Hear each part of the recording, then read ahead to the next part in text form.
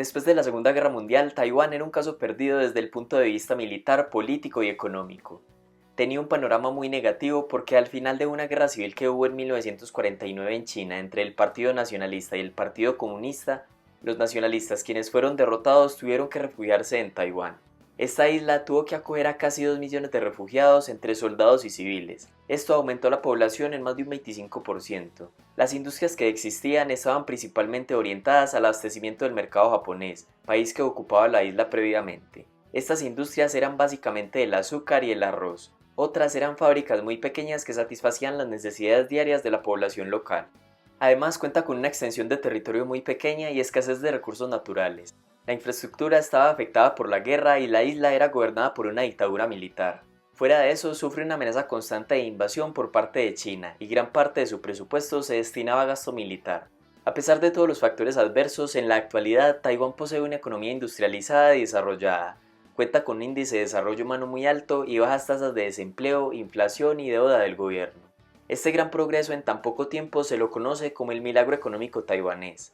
También hace parte de ese grupo denominado los Cuatro Tigres Asiáticos, junto con Singapur, Hong Kong y Corea del Sur, países que tuvieron altas tasas de crecimiento entre 1998 y 2016.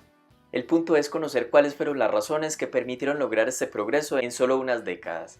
En realidad no hay un consenso entre quienes han estudiado el caso.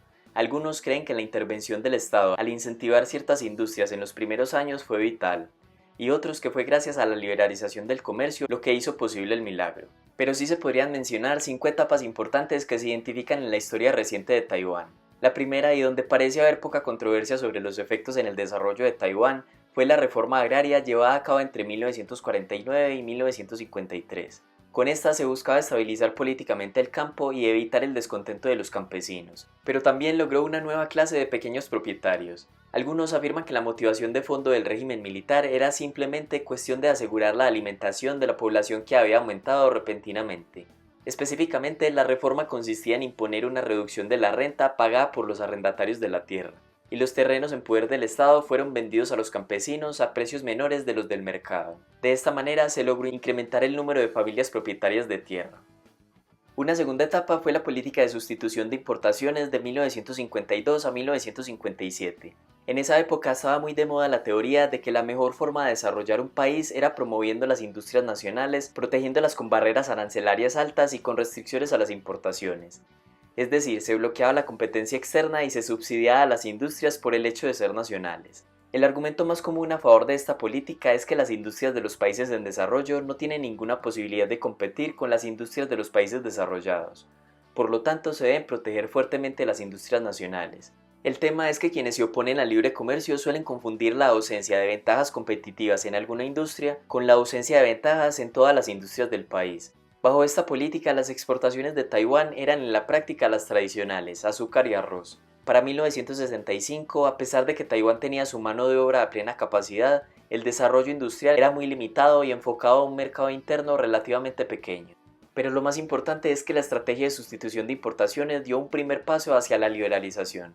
Poco a poco el gobierno fue pasando hacia una economía menos planificada porque el mercado interno protegido ya se había saturado. Entonces se hicieron revisiones a esta política para orientar la economía hacia el exterior. Aquí se comenzó un modelo de promoción de exportaciones entre 1958 y 1972. Los taiwaneses entendieron que debían exportar para generar mayor crecimiento económico. Las industrias de exportación recibieron incentivos fiscales y se promovió la instalación de zonas libres de exportación, entre las que se encuentran la de Kaohsiung, que se convirtió en uno de los puertos de contenedores más importantes del mundo. Igualmente, el gobierno favoreció la llegada de inversión extranjera atraída por los incentivos fiscales y la mano de obra barata. Las exportaciones pasaron de 164 millones de dólares en 1960 a 2.979 millones en 1972. El rápido crecimiento de las exportaciones partía del hecho de que bajo la liberalización del comercio, Taiwán se había concentrado en las industrias que tenían ventajas. En 1951, las exportaciones agrícolas en Taiwán correspondían al 91% del total. Para 1970 eran del 21%. O visto de otra forma, las exportaciones de productos industriales para 1951 correspondían al 8% del total. A 1970 pasaron a representar el 78%. Este cambio de la producción agrícola por la producción industrial se puede explicar porque Taiwán es una isla pequeña y con alta densidad poblacional. Entonces, en un principio se supone que había espacio para que más trabajadores cultivaran en cierta área de tierra, pero como este espacio es fijo, incorporar a más trabajadores tiene su límite, y llega un punto donde queda tan poco espacio para cada trabajador que no son tan productivos individualmente como antes. A esto se le llama en economía la ley de rendimientos marginales decrecientes.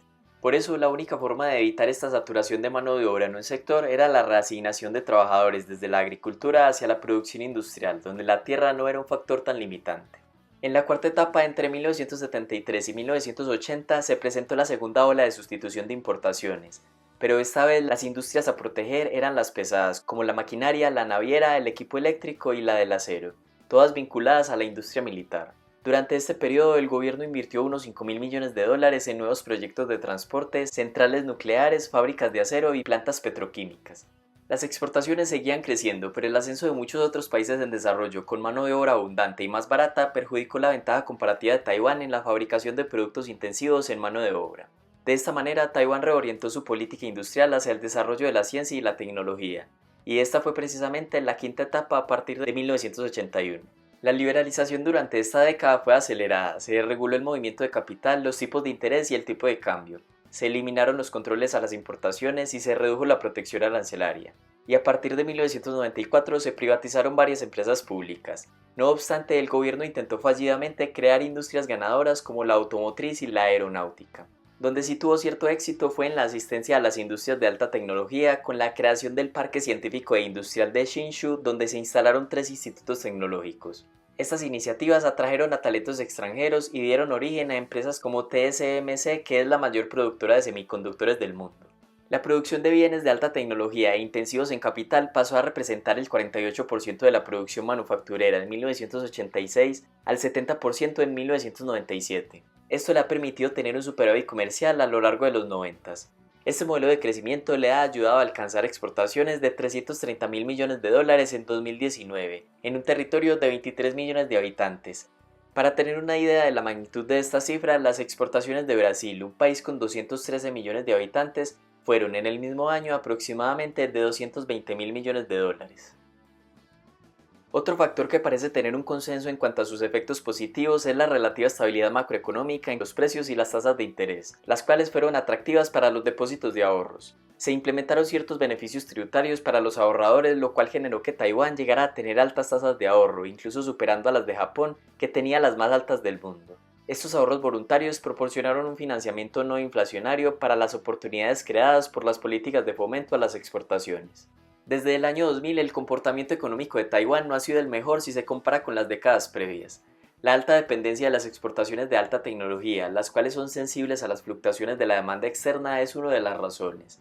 Además, la fuerte competencia de otros países perjudica las perspectivas de Taiwán, lo cual sugiere que podría necesitar un camino alternativo para avanzar la economía de la isla en el futuro. La actual presidenta prometió esfuerzos por lograr más acuerdos comerciales y fomentar industrias como la tecnología verde, la defensa nacional, el Internet de las cosas, la biomedicina y la maquinaria avanzada.